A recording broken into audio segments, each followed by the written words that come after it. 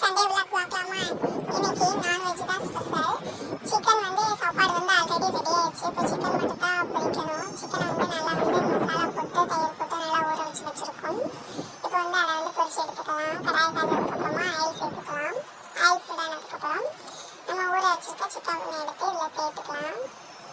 எல்லாத்தையும் சேர்த்துட்டு நல்லா ஒரு பரட்டி விட்டு மூடி போட்டு வேக வச்சுருங்க. சிக்கன் ரெடி ஆயிடும். ஆல்ரெடி அம்மா எல்லாமே சமைச்சிட்டாங்க. இது வந்து மட்டன் சுக்கா. கொஞ்சம் மேலே இருக்குன்னு பார்க்குறீங்களா? எல்லாருமே சாப்பிட்டாங்க. இதுதான் மிச்சம்.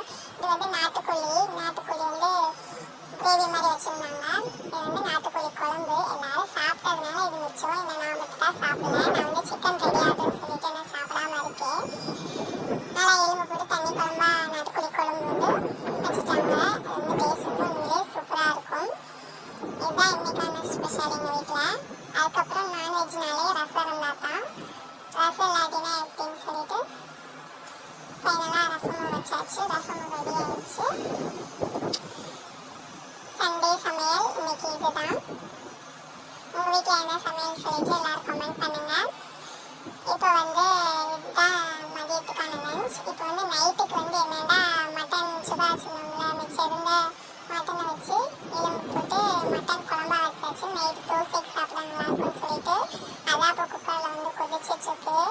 நாங்கள் வந்து மட்டனில் வந்து எப்பயுமே உருளைக்கிழங்கு போட்டு வைப்போம்.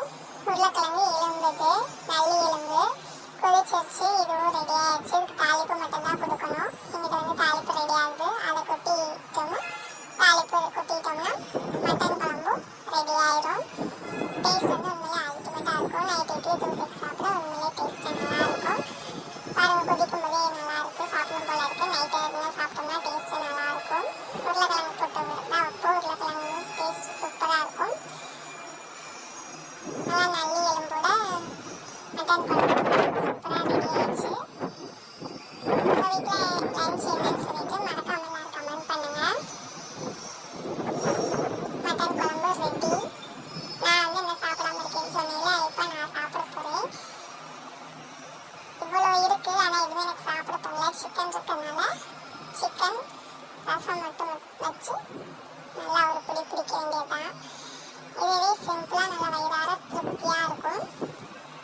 ரசத்தை ஊற்றி சாப்பிட வேண்டியதான்.